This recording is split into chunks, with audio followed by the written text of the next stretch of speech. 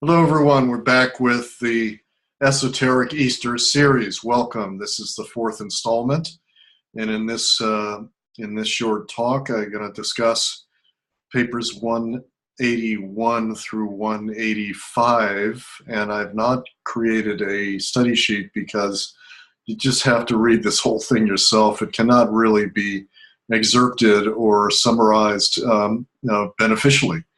It's just riveting, and even if you just skim through it, look for passages that stick out for you.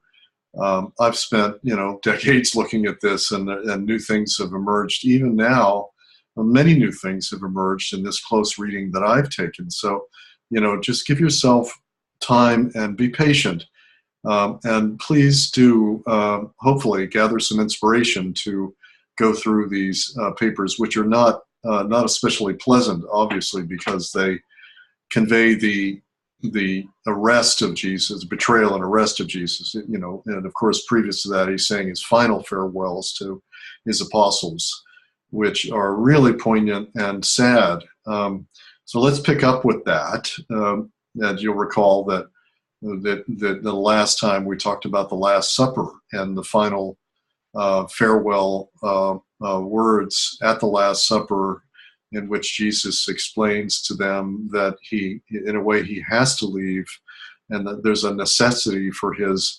leaving, which is that it's better, in a way, that he leave the earth so that he can carry out his Father's plan to bestow on each human being, unconsciously, more or less, the indweller, you might call it, of the Son.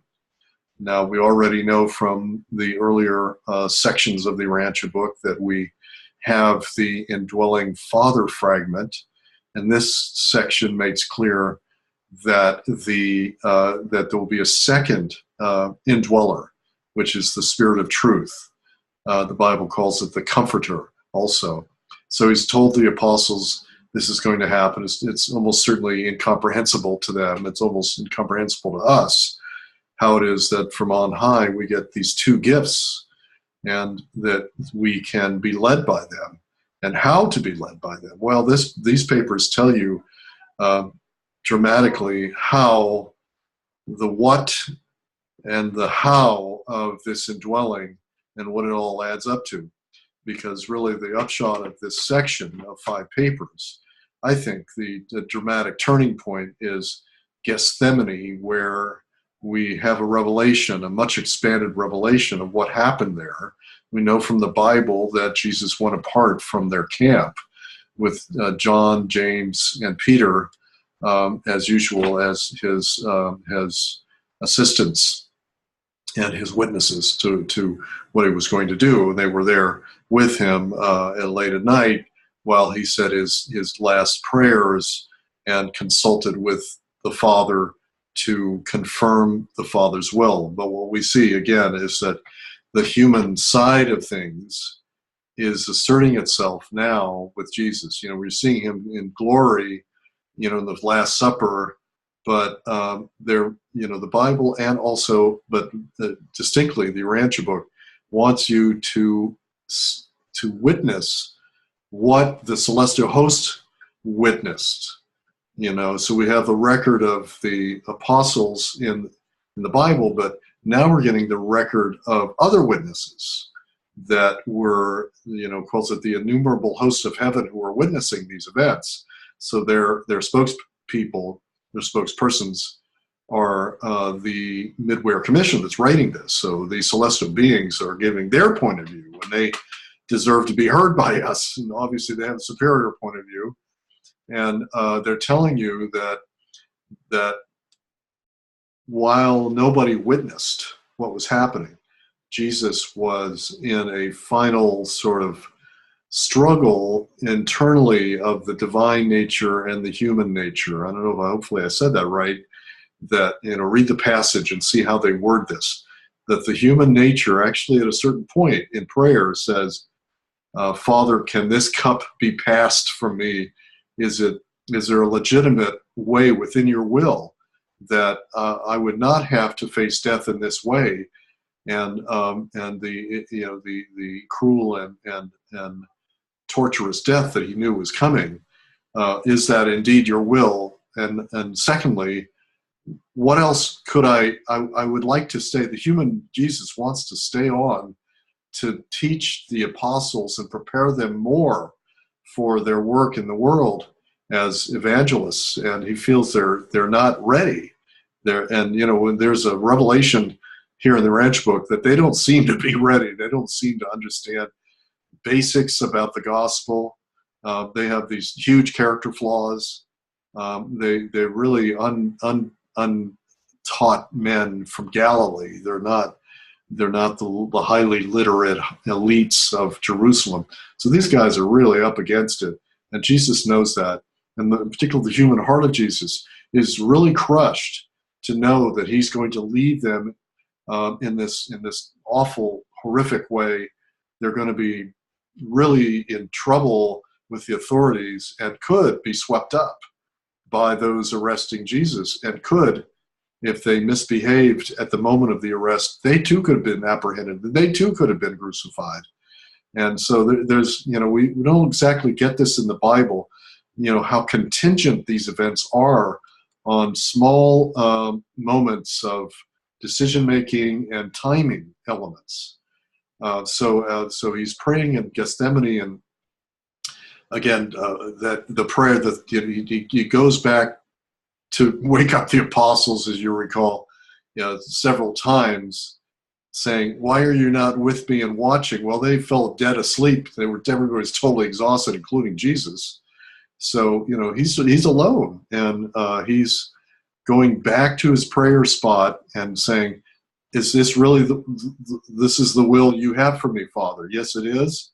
And he's crushed in his human heart, and he's appalled at what's coming. And so it's showing you he's not like this mechanical, sort of stoical, almost robotic, divine being who's just doing these things without feeling, without human feeling. And the point is, this is a human incarnation. He's feeling everything that a typical human would feel. He's feeling these things. Of course, he's mastering the feelings, so-called feelings of the flesh. But he has to feel them before he can master them. So this is the lesson for us, is that, yeah, you're going to feel fear, you're going to feel extreme anxiety at times in life, and it says that about Jesus. He's feeling fears for his apostles. He's feeling, I think they say, heavy anxiety. He's anxious. These are human feelings. These are not like divine feelings, but they want you to get it, that this is God and man together. But then there's this kind of final and ultimate fusion of the human nature, fully expressed, fully aware of the feelings of the heart of the human beings, that the divine self now becomes triumphant in the face of the most dramatic events that are indeed the Father's will, but not that the torture and sort of sacrifice that we get in the Bible is the Father's will. The Father's will is clearly stated here to be that he would have a natural outworking of events, not that they would specifically do these tortures and specifically, bring blood from his body, and specifically, hang him from the cross in the way they did.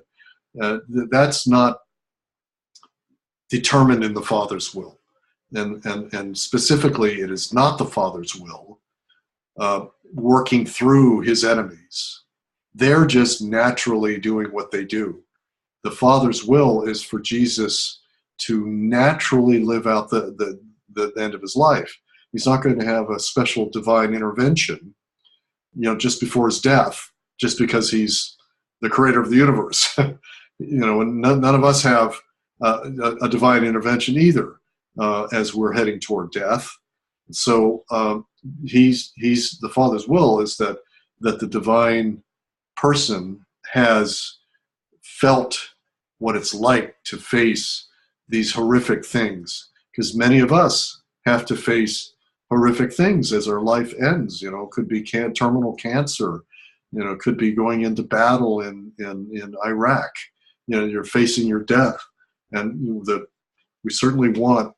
It certainly makes every bit of sense that the divine will is that Jesus would face this without any supernatural dispensation, other than, but he is sent an angel at Gethsemane who comes to his side, and they don't report much about what the angel says, but they call it a mighty angel who says words of reassurance to him. So at least there is something of an intervention, but it's pretty minor in the scheme of things, and it's supplemental to his own realization of and his own victory over the human, after fulfilling the human hearts and consciousness of the human heart. Now the triumph of the spiritual self, which is what is conveyed for us as our own to do that we will do, that we can aspire to do. So this is a tremendous lesson for all of us. Well, so we know what happens next. Soon thereafter, Judas arrives with a huge band of both temple guards and Roman guards. So they give you the backstory, and this is the huge subplot of the antagonist. You know, with the protagonist is Jesus, the antagonist is Judas, and then behind him is Lucifer, Satan, and Caligastia, who are that doesn't say that they directly foment these events, but they heartily approve of what Judas is doing, and they would love to see the apostles get swept up and arrested and also be killed with Jesus and wiped out. And it takes pains to tell us that Jesus was aware that his archenemies, Lucifer, Satan, and Caligastia, are aware of these events and are approving of them.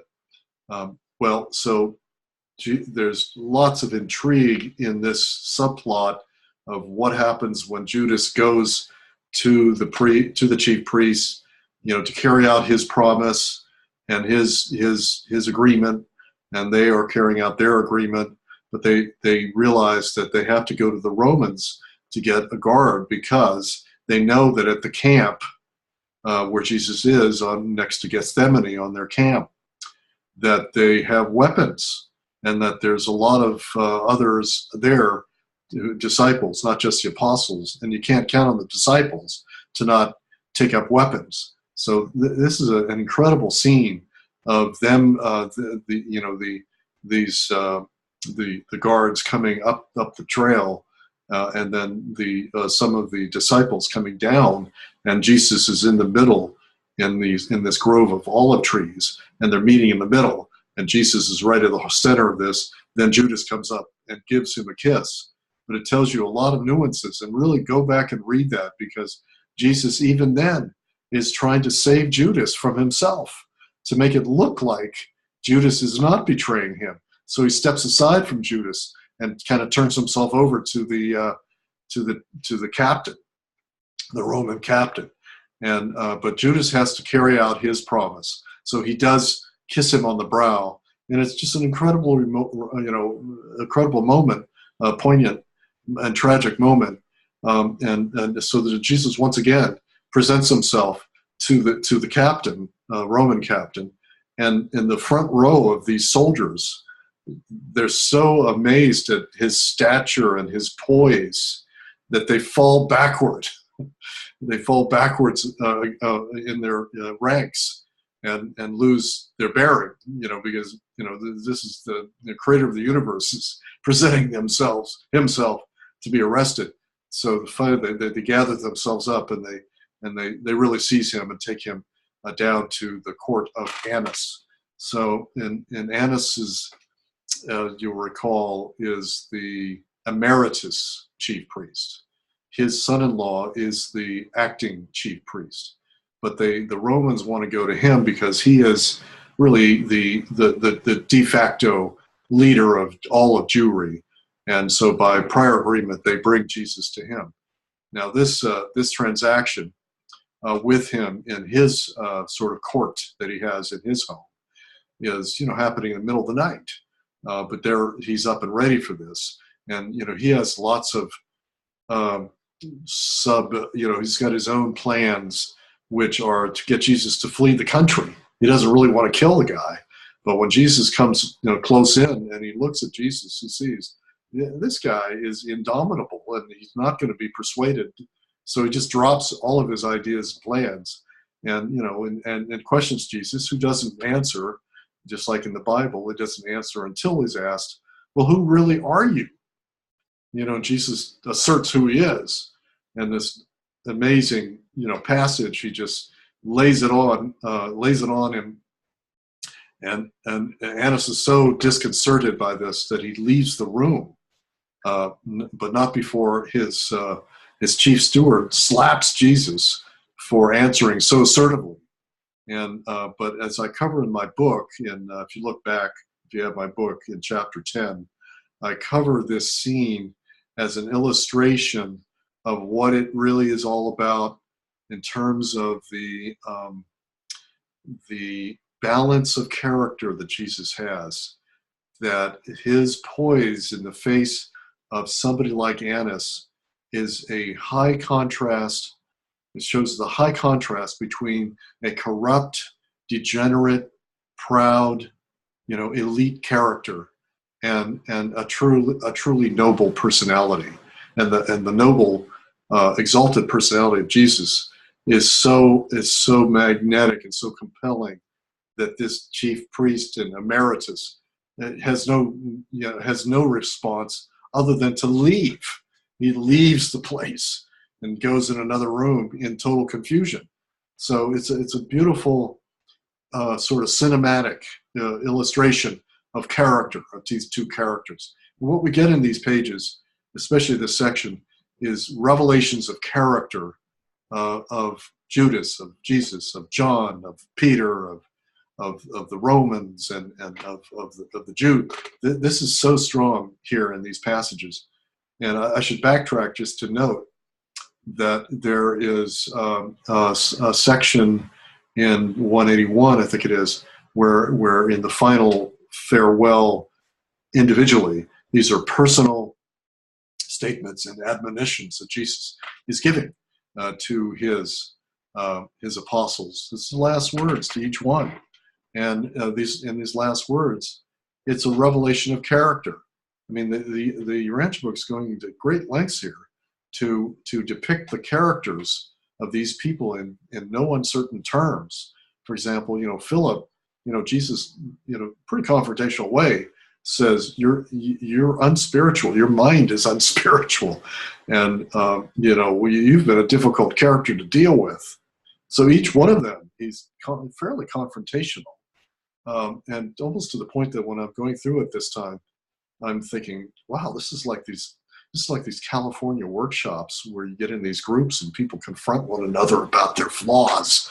But of course, Jesus does this firmly and starkly, but with love and with invitation to remain in communion with him. So he speaks to them like Simon Zelotes, the fiery patriot. He really kind of dresses him down and says, you really don't get what this is. And Simon replies and says, yes, I kind of do. I really do get what you. And Jesus says, no, you don't know what you're talking about. He actually says, you don't know what you're talking about. This is his last words to Simon, the zealot. And, if it was my last words to somebody, I'd be saying nice things. But, but Jesus, this is a love that cares enough to confront in harsh ways, really. But then he buffers it with an invitation to sup with him in the future kingdom. So, even when he warns them about their terrible flaws, he's saying, but you will sit down with me in the eternal future. So, he's exemplifying, and UB tells you in a passage here that this is what he's doing. And this is what we must do. We should be honest with one another and sincerely, sort of share what we think, but do it with the modulated, I think the word is, modulated by wisdom and discretion according to their spiritual development and their psychological status. So you have to measure, and we do this with our children. It's really common sense, but they give you a wonderful coaching around this, how to do it adult to adult, to state the truth, but state it with grace. And the truth without love is not really true. It's just battering somebody. That's not love. That's an attack almost. So the truth must come with grace and love and discretion. So we see that happening in amazing terms here, worthy of study, obviously. So fast forwarding to Annas' palace, that's it for him, and Jesus sends him to Caiaphas. Caiaphas's official, residence is the place where Caiaphas is the meeting place of the remaining Sanhedrin, who are the officiating, sort of court of Jewry, and there you have this, fairly disgusting scene of trumped-up charges, lying witnesses, and torturous abuse of Jesus. The abuse of him happens after they have this sort of, farcical trial. Then they all leave because their rule states that they have to do this over 2 days. They have to have a day of reflection, and if it's a capital crime, they can't just move immediately to it after the trial. But they come back in 1 hour. Instead of 1 day, they come back in 1 hour. So during that hour, they leave him to be abused by their temple guards and assistants, who are just coarse. But they're coarsened even more because of his mistreatment by the Sanhedrin in their attacks, personal attacks on him during the trial. And they depict some awful scenes, and particularly of Caiaphas slapping him, and the rest of them filing out and spitting on him.